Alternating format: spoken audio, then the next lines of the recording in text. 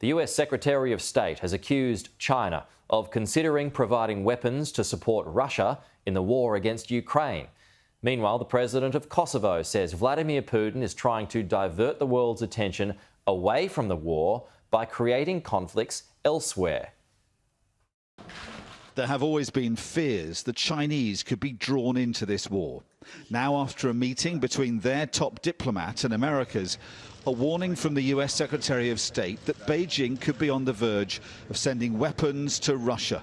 We are very concerned that China is considering providing lethal support to Russia in its aggression against Ukraine, and I made clear that that would have serious consequences in our relationship as well, something that President Biden has shared directly with President Xi on several occasions.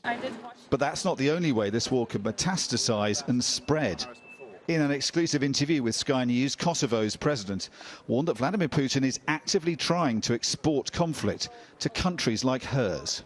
I believe that what he's trying to do is to divert the attention of the West away from Ukraine. The way how he would be able to do that is create other conflicts in Europe. Whether we're talking about Moldova or Georgia or the Western Balkans, it would go towards Russia's interest to make sure that the attention of the West is kind of everywhere, instead of just focused on Ukraine, which rightly is right now.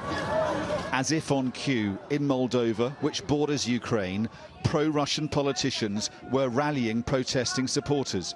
Its government believes Moscow is deliberately trying to destabilize the country. Allies gathering in Munich, like Estonia's Prime Minister, say they are concerned by what Russia is doing. What is happening in Moldova? Of course, we're worried. This is Russian influence trying to destabilize different countries, and this is part of the hybrid warfare. The conflict looms large over this conference, where countries meet every year to try and improve the world's security. A year on, allies can commend themselves on holding firm and withstanding Vladimir Putin's efforts to divide them. But there are huge challenges too. The alliance is not arming Ukraine at the speed that it requires. There's the threat of a huge Russian counteroffensive and the ever-present danger of this conflict widening and sucking in other nations. A danger that only deepens the longer this war goes on. Dominic Waghorn, Sky News.